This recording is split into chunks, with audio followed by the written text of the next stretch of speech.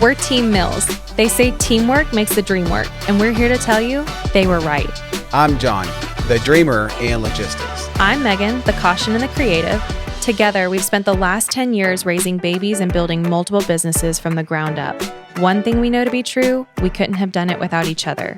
From late nights to early mornings, failures and successes, and the unbelievable joy of seeing our dreams come to life, we live and breathe entrepreneurship, and we know firsthand just how much work it takes. But we're not only business partners, we've been married for 10 years and have 4 beautiful kids who we homeschool in East Tennessee. We want to instill these life skills and values in our children and do life alongside them. We believe life is better as a team in every area. No one can do it alone. So our hope in this podcast is to walk alongside you, encourage you, and maybe teach you a thing or two about running a business and just life in general. So let's get to work and learn something new. Hey guys, welcome back to the podcast. Hey guys. So today, Jon and I are sharing an episode that I think we're going to end up titling The Real, The Raw, and The Hard. True. Very true. We share a lot of our successes on Instagram and here on the podcast, sharing our past businesses. And I think it would be really easy to look at us and lose perspective that we go through struggles too. And so today we kind of wanted to share and shed a little bit of light on that. Jon and I have been kind of going through some hiccups lately with small business in this economy. And I know so many small business owners who listen are going to relate to this. And that's kind of our hope that it's encouraging today. But I've shared a little bit on Instagram, kind of given a few peeks, mainly because I feel like I owe it to share that, because I share so much there that I can't just pretend everything's light and fluffy when it's not. So I've gotten on a few times and just kind of said, like, here's where I'm at, not in a great headspace, working through some stuff, but haven't shed light on what that is. And the reason that I didn't do that was because it's really easy to get on social media and have a pity party, because the messages are going to come like, oh no, we're here for you. I'm so sorry. You don't deserve this. All of that. I know it would come. There's a lot of unread messages that are like that right now, I'm sure. And we've done that before, right? We have. Yeah. But I feel like it's maturing to not do that on social media, which is kind of the standard, and instead take some time to step back and really work through it together on our own with God. And hopefully by doing that and then coming back when our hearts are ready to kind of share it all, instead of it being a pity party, it comes off as what we've learned and sharing the light of Jesus throughout it and how we can see his goodness through all of it. And when you're in the thick of it and in the beginning of it, you don't really see a whole lot of Jesus up in this situation, because we're sinners and we have those moments of weakness, and we've had a lot of those lately. So we are still working through a lot, but we are going to kind of shed light on that today and hope that we can just proclaim the how far we've come in just a couple of weeks of just trusting in him and what that looks like. But before we do that, we need to do our community spotlight. Let's do it. Okay, today's community spotlight is Helene Jordan, and I'm hoping I'm saying her first name correctly. If I'm not, I'm truly sorry. I'm really bad with pronunciations. But I wanted to shout her out because she is a fellow small business owner. They're local. Her and her husband work together. They have multiple kids, and she's always in DMs encouraging whenever she sees small business updates and kind of going through similar struggles or ups and downs. She's just there to be excited with us, to be in the lows with us, all the things, and she understands. So there's a lot of solidarity there. So Helene, I appreciate you following along and being such a sweet light in our DMs, and we just see you and appreciate you. Okay, so let's jump into today's episode. I'm slightly nervous, but also at the same time, I'm really excited to kind of share, because I'm afraid I'm going to sound whiny and complainative at times, and that's not what I want to sound like at all. Mm-hmm. But the truth is, this is hard, and I'm just hoping today comes off more as encouraging and almost like we're walking alongside other people who might be experiencing this, and they're like, oh yes, we're with you. We feel you. We can get through this together, and hopefully shed light on perspective if somebody's drowning right now or feels like they're drowning, hey, it's okay. We've got this. Yep. So we're going to kind of back up a little bit, starting off at the beginning of the year, because this year has so far been a roller coaster for us with small business. In January and February, we hit our highest sales. We peaked at Cookie Crate, right? We did, yeah. So we were about 30% up in sales, and it was just growing all last year. And so when you're growing, you always look for the future. You figure out, okay, we're growing, we're making make money that we can actually reinvest into the business and put back in. So we were looking at all of our opportunities, all of our options to make our product better, and what our customers are getting better, bringing on new lines, clothing. We were getting some merch. We had really fun things. We had merch. You already went through all of that. It was ready to actually ready. Order and drop. You got stickers we just got in. We got all of our cookie dough packaging and containers we just invested in. Had our rebrand, which no one ever even knew was coming because we never shared. I said we had something big and top secret we've been working on, and that was actually a whole rebrand for Cookie Crate. New boxes, like beautiful packaging. And that was a big investment. Huge. Even when we were doing good, that still was a big investment. Yeah. So that was January and February, and then March came. And what happened in March? Dun, dun, dun. And that time is when they started talking about inflation. Even though there was already inflation, everybody knew it, but they started talking about it on the media. And then they started talking about the gas prices. That's when the gas prices shot up. And that just stunned everybody. And I really think that shocked everybody. And they were shocked. They just didn't know what to do. So they just held on to their money. They started making wise decisions. And the first thing you're going to go with and drop is, well, non-necessary essentials. Exactly. You got to put gas in the car so you can go to work and make money for that. And we got hit hard. So our sales were up 30%. And in March was the beginning. If you compared it to the last year in March, it dropped over 40% that first month. In comparison to years prior is what he's saying. The year before that. Right. So not the 30 plus and we're only down 10%. No, we're actually down now 70% in sales compared to the month right before that. Which is crazy because the Cookie Crate has only ever gone up. Like the trajectory has just been up, up, up, like you're riding the roller coaster and you hear the clicking and it keeps going up. That is what we've done. And in January and February, when we were like really hitting it high, Jon and I, we're both dreamers essentially. He's just more of the jumping on the dream. And we were dreaming like crazy. We saw like so many opportunities, so many things. And the reason we haven't like gone out, if anybody has followed our accounts long enough, they know like our dream is to have a homestead and a farmhouse and land and let our kids run free and all of those things. And that was our goal, right? Mm-hmm. That has always been our goal. But we have always chosen to reinvest in our businesses instead of taking all that money out and, creating our dream now, because we see opportunity and we like to go after it. So we've always reinvested and just kind of gone to the next big thing that we could do in business. So we really thought we were like, wow, can imagine like in a year where we're going to be at from now if we keep going this way. So that's kind of where our headspace was at. So honestly, looking back in retrospect now, our headspace being there was wrong. It was wrong. It was very worldly. Wrong. Yeah. It was very worldly. It was not at all saying, God, this is yours. Thank you for letting us have it, but this is yours. And ultimately you can choose to take that away, or you can choose to let us have it and keep blessing with it.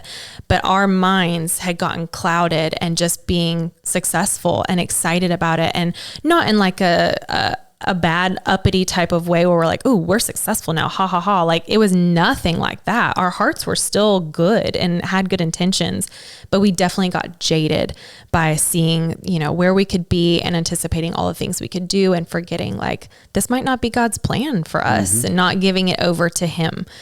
So that's one thing, if anything already we have learned is to, give it over first. Yep, to give it over. So, with business, one tip to do, because we do have a history of having ups and downs in the businesses that we've owned, is to have a cash reserve. So you always want to have a cash reserve, especially when you have employees. That's very, very important, because you don't want to lose your employees. If they're good employees, you want to keep them. And you love your employees. They're kind of like family. So we built up a cash reserve that would last us for a few months. So we're like, okay, March, this must be a hiccup. We'll be fine. Let's keep going on the way we were planning on investing. So we kept on working on those projects. But just putting the pause button on any big spending purchases. Yes, any big spending purchases for the time being.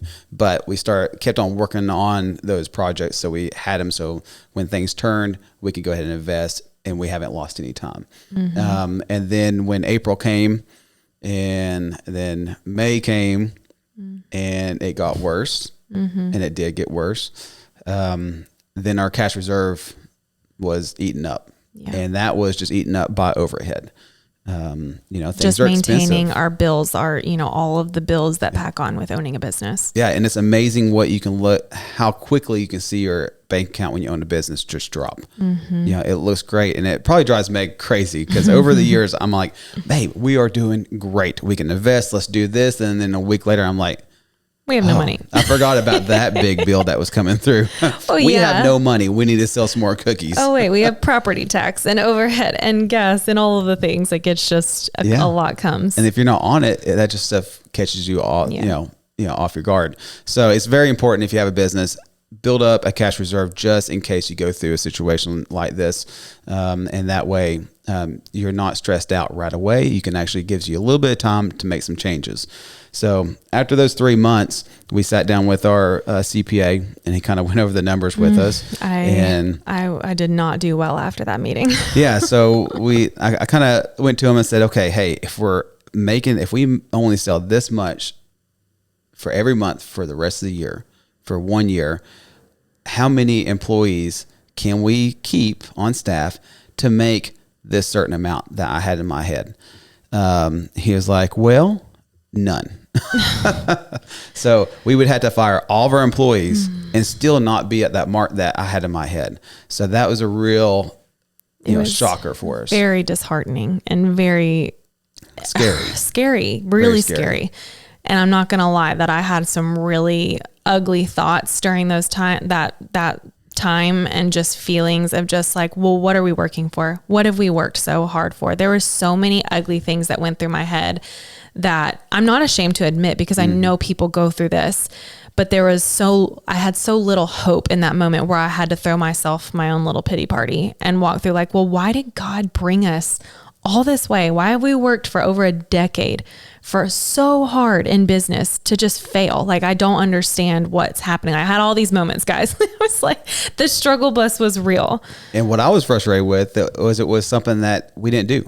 Yeah. This was something that was totally that we had. It was not a decision that we made. That was a bad decision that we did in our business practices or whatever to make this happen. It just happened. Because of the economy, we were affected in this manner. And be honest with you, I mean, if we're honest, it was hard because other businesses were doing really good during this time. But that goes two ways because when COVID hit, there's a lot of businesses that went out of business. And some people that might be listening to us now that had businesses they struggled a lot during that time. Yeah. But we grew a lot during that time. We did because of COVID. Right. So when you look back, you can actually see that and say, hold up, for sure, we can't complain about this because people went through this, a year ago when we were doing so well. I remember thinking about that too and being like, well, I'm sure so many people looked at us and like, are you serious? They're thriving during a pandemic. But it can change at the drop of a hat. It can, and you just do not know. So that's why it's very important to have that cash reserve available. So after we got done talking to our CPA, we had a few tough months there. We had a family meeting. Give it some time and realize that, we don't feel like God thinks we should go ahead and just let all of our employees go. We love them too much. They're great to us. They're like family. And they're invested in our business and we're invested in them and their families. So, we made the decision that we're going to keep things going, keep our employees. And we might have to skimp on some hours. But that we couldn't make that decision. I didn't expect Are you crying? I am. Why are you crying right now? It is emotional. So. I didn't expect to get emotional, but we just got to the point where we finally had the team that we had prayed for. Mm-hmm. They all worked so hard and they all love us and they love our family and we love them and their families. And there's so much connection to them. They're not just employees. So it was really difficult to get to this point where you had to like pick and choose. That was hard. It was. And we had to let some people go and that was really difficult and not anything I ever want to ever do again. But it was just having to like kind of like put names on a piece of paper and be like, okay, well, who goes? Like that was awful. It was really bad. So, anyways, I'm really grateful that the people who did have to go were so gracious and kind and understanding, that this wasn't any personal attack and nothing we wanted to do. They knew it. It was just what had to be. And so they're still so sweet and loving on us, but I didn't expect to get emotional over that, but I was like, oh, I don't want to do this. So we also had to make decisions as well along those same lines about having to decide, okay, well, like, what can we cut back on? Like, how can we be financially smart? Because we want to do what's best for the, who we have. We want to serve Cookie Crate the best that we can. But we also have to be financially smart for our family as well, because in the past we've had this happen before, and John's going to kind of talk about this in a few minutes. But we had this happen similarly with other businesses. And instead of thinking of our family first, we put everything else before that, and we put ourselves kind of in a hole that time. And so this time around, we were like, we can't do that. It's not smart. Now we have 4 kids, and it's not an option anymore. So we had to be smart about saying, okay, like, well, how can we skimp for our family to like cut down to as little as possible? So we just had to make really wise choices, which honestly, people have been doing this for decades, budgeting and cutting. Like it sounds probably pretty pathetic that people are probably rolling their eyes like, yeah, oh gosh, you had to do a budget. Wow. And I get that. But when your finances are skyrocketing up, you think, oh, this is going to be great. And you're reinvesting, and you're not taking out a bunch for yourself, and you're just living off the top. That's a good place to be. And then all of a sudden it's not there, and you have to get smart, and you have to have some realizations. And that's kind of where we've been. So we're doing all the fun things. The kids are like, on Sundays, they're like, why are we driving to 3 different grocery stores? I'm like, cause mommy clipped coupons and we're budgeting. We're driving all over, spending all the gas to save $20. You make me so proud. It probably doesn't make sense by the gas, but we're figuring it out. They're close enough, so it's fun. It's actually been kind of fun. It's been a game to me to be like, where can I get the cheapest things? Yeah. But stuff that you don't think about before. So we're just having to realize, like, there's a lot of what ifs right now, and we don't know how long we're going to have to withstand this storm, you know?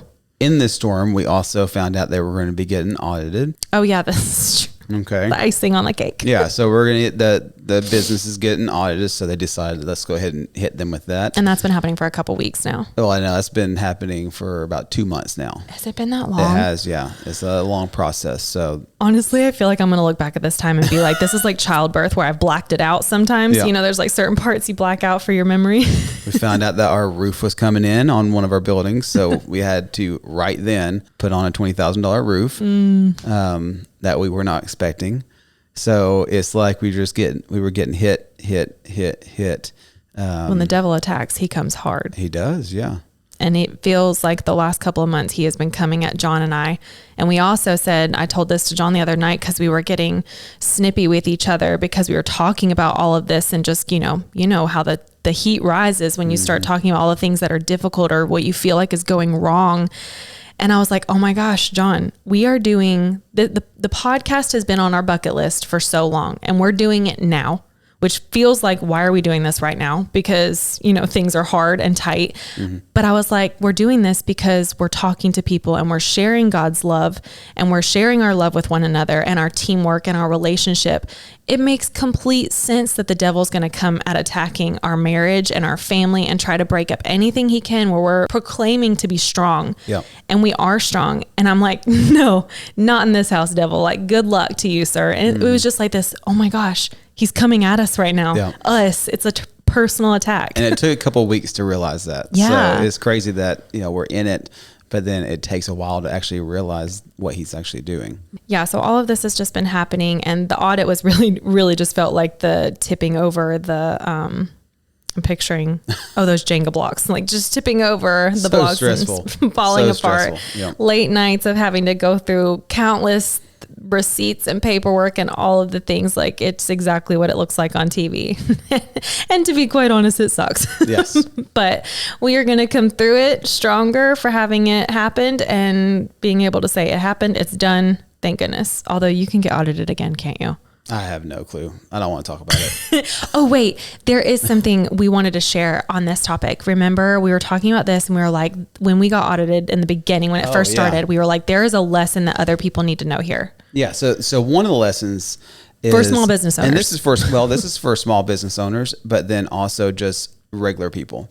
So if you buy something online, so the big deal with e-commerce back in the day, you didn't have to pay sales tax. If you buy that in a different state and it's shipping to a different state, you don't have to pay sales tax. Well, that's not accurate. So actually in the tax code, is if you buy something from, let's say, from a random mom and pop store in California, you're not getting charged sales tax, but you're actually supposed to write the state of Tennessee that tax and send it to them on your taxes, saying that you bought that and you're paying the tax for that item. Because apparently it's not the responsibility of the business in a different state to actually charge you the tax, but it's your responsibility to pay the tax to your state. I never knew that. I've never heard that before. I've never had a CPA tell me that before, or a tax person tell me that before. Now, so that's illegal if you're not doing it, but regular people never get audited for that stuff. The only time when that's found out is if a business is audited, and when they do the sales audit, that's when they actually dig in and they want to see every proof that you actually paid sales tax. So now, of course, if it's reselling the item, you don't have to pay sales tax. So if it's for ingredients or stickers that are going in a box that's getting shipped to the customer, we don't pay sales tax on that. But for our ovens, so our $15,000 ovens, if we bought it from North Carolina, well, one of them was bought in North Carolina, and then we didn't pay sales tax. It was bought in a different state. Well, we had to pay sales tax now on that.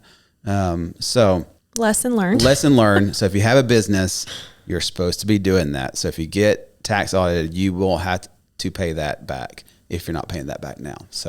But we've been through this before. So talk about 2015, 2019.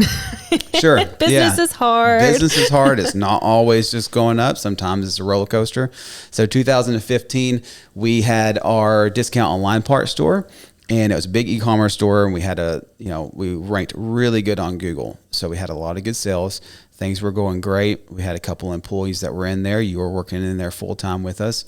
And just overnight, for some reason, Google just dropped us off the first page for all of our rankings. And they put us down. I think some of the stuff was like 15 pages, 30 pages back, which no one would ever find us. Nobody clicks that far. No one.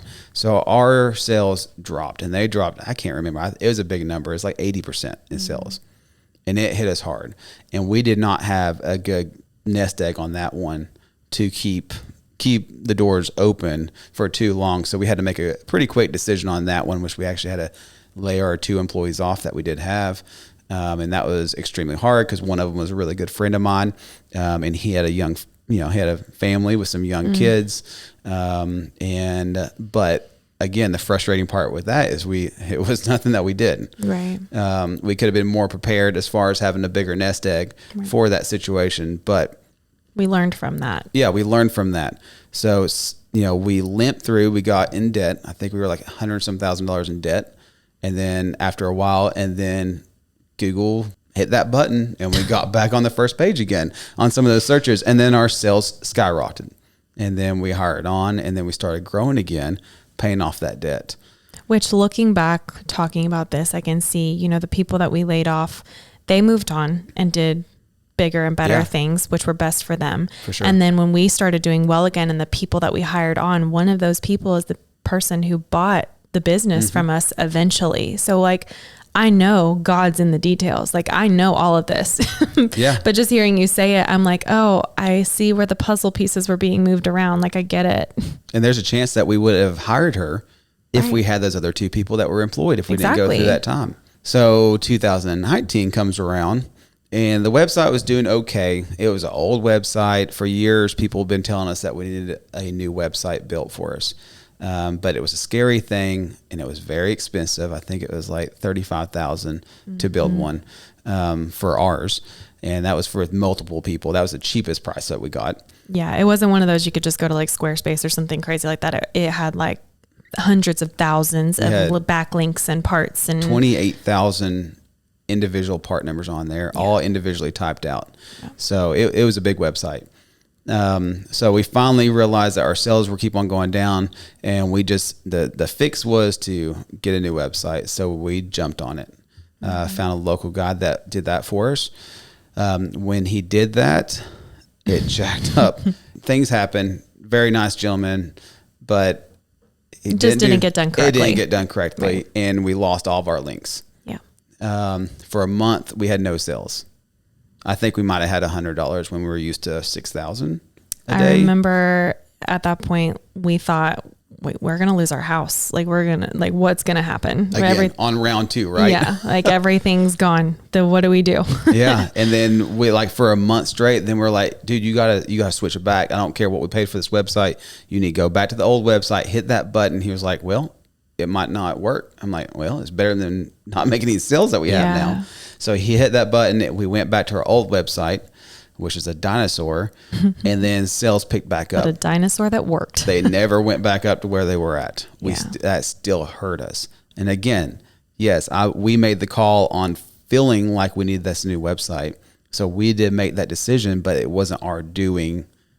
That it wasn't done correctly. That it wasn't done correctly. We trusted somebody. But that's just kind of the gambles. There's so much gambling in business where you're deciding, okay, like what you have to weigh out the risk versus reward and decide what you're going to do. And learning that we need to have a cash reserve for these choices that we make now, is the wisest thing we've learned. But also there's not safety in finances either. So you just have to remember that. And just go with your gut or instinct, and it's not always going to be right. Yeah. So with that situation, that was 2019. Mimi's, I think it was during the winter time. No, it was during the summertime. It was doing okay. It wasn't profiting enough money for us to live on for just that business. So we got in debt again, like another $100,000. I think that's what it was. Then we decided that's when we started up Cookie Crate. Mm-hmm. Okay.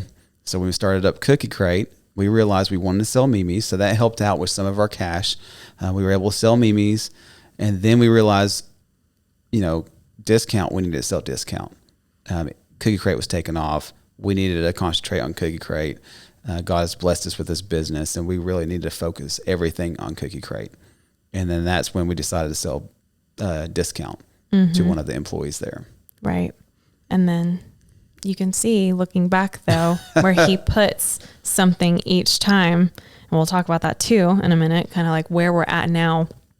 We'll update with like what's happening. And, this is the backstory of what we've been going through the last few weeks, but obviously this isn't the end of our story. And there's so much more to be shared and learned here. I keep hearing that song. Praise music is like my deep breath, like just take a deep breath and listen to worship music. I obviously reading the Bible is fantastic and necessary. And I could plug Amber's episode right here too. If you haven't listened to episode 7, make sure you go and do that.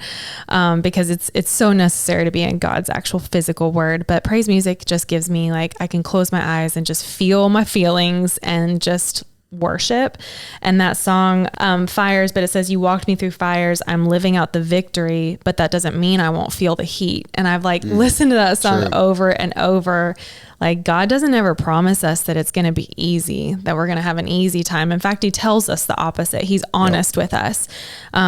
But that we're living out the victory. We're living out our lives. And the goal for us is to struggle well through it and to learn and adapt each and every time to these curveballs thrown at us, to not let it make our faith waver, to stay strong in our faith like a tower that's like built firm, and to carry our family together through it like that. And if I'm being honest, Jon and I, we can high five each other. We're doing it. We struggle at moments. We have really weak times. But we also come through it stronger and with this perspective. And if anything, I'm proud of that we just like stick together through all of this crazy chaos. What a mess. Oh, he gives and he takes away. That's what Job 121 tells us. And James 1:8 has been something that Jon and I have both dwelled on for a while now. That such a person is double-minded and unstable in all they do. I had to look up what double-minded meant, and I didn't understand when we were reading that. We both were like, what does this even mean? And it means that when you're saying like, okay, God, I trust you. You're doing something here. I trust you. Give me wisdom. Give me wisdom. Let me do it right. Let me work through you, or you work through me.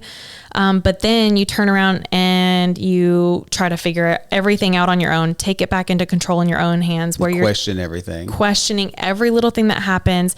So you're not actually giving it over to God. You're not actually laying your burden down. that's not really biblical if you're just kind of handing it over and taking it back into your control. Mm-hmm. So now here's where we're at. So we have, Cookie Crate will always be around. I truly believe that. I do not believe that we have Cookie Crate so it could just fail. So it is priority. We know it's going to be there, but right now we have to survive. So with this, before I was working in Bear Brothers a day or two. Now I'm full-time in Bear Brothers. So Bear Brothers is a restoration shop. And it's actually right across the street from us. And we just moved into a really big shop. I'm part owners with Jonathan Yates and Heather Yates. And what we do there is we just do full restorations on old cars. And the website is bearbrothers.co. And Instagram is Bear Brothers Co.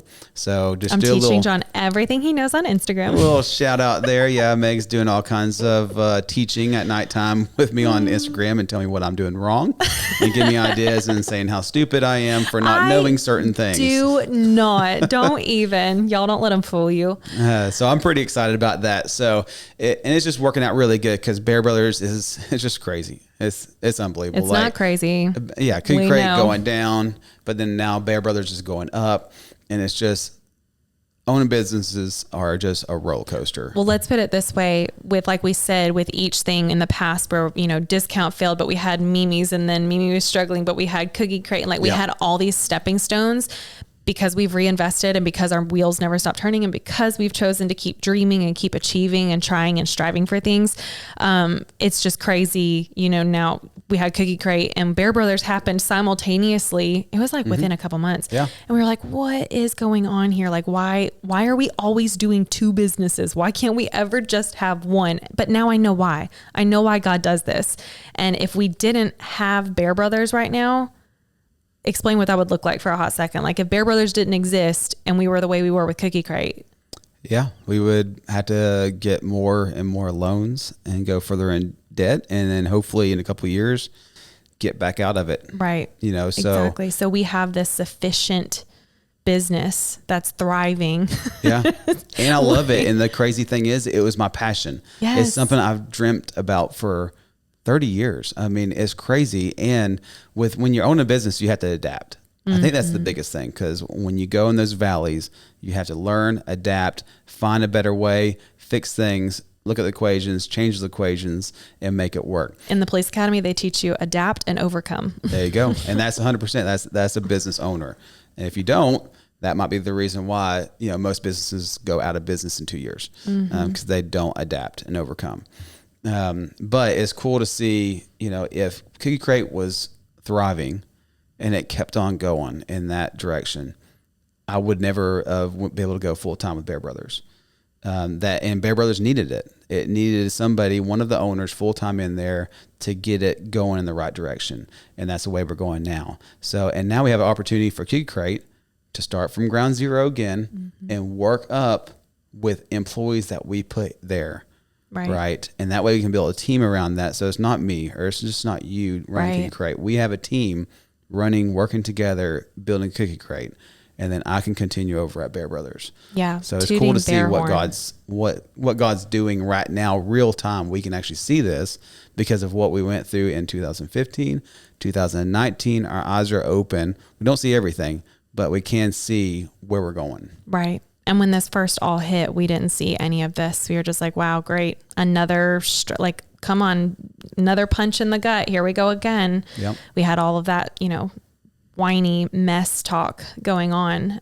But being able to talk about this and really prayerfully work through it on a regular basis and see that God is so good and just providing for our family time and time again. And I truly believe, we've talked about this. I don't know that the farmhouse or the homestead will ever exist. But to be honest, I'm completely at peace with that. For a long time, I could never say that statement. It was all I wanted, all I worked for. It was at the end of my mind when I was working hard and hustling at, midnight or whatever it might be. That's what I was working for. But now I'm working for different reasons. And I'm just grateful to be providing together for our family and to be able to shed light on just what God's doing in our life and share that alongside other business owners who might be sweltering in this economy as well. We just want you to know that you're not alone. We feel so much of the heat and the pressures alongside you.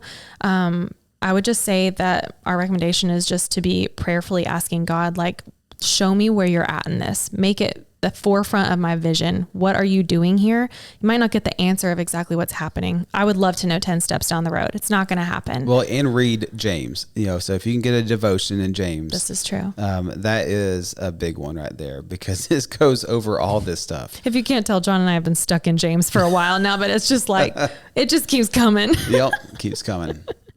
Oh man. But I will say too, throughout all of this podcast is called the Teamwork Podcast, and Jon and I have stayed a team. When he's down, I'm up. When I'm up, he's down. When we're both down together, we try to go into separate rooms. Watch out, kids. And we just are struggling well together. But I couldn't go through this with anybody else. I really couldn't. Thanks, babe. And I'm really grateful for our community. I know I've been really spotty on Instagram lately. Honestly, that's just guarding my own heart. That's where I had to be, and might happen again. Honestly, I just have to kind of disappear at times. But that's where we're at. This episode, I hope it didn't sound like a pity party or whining or complainative. It's just real, honest, and raw in the heart of business and doing it in this economy and just where we're at. And I'm still pumped. I forgot you didn't do that. Still pumped, no matter what. We're pumped no matter what. We'll take anything, bring it our way. We'll learn some lessons and hopefully grow stronger and deeper in connection with each other and with God. For sure. I love you, babe. Love you too, babe. Thank you guys so much for listening to today's episode. If you want to share anything that's going on in your life or your struggle, I promise you can find me on Instagram. I might not answer right away, but I assure you that I will get there if you're patient and kind enough to wait. But I would love to be able to pray over you and just be there alongside you. So thank you guys so much for listening, and we'll see you in the next episode. See you next time. Thank you guys so much for listening. If you liked it, leave us a review. If you're following on YouTube, make sure to hit that subscribe button. On Instagram, follow us at The Modern Tulip, and we will see you guys in the next episode.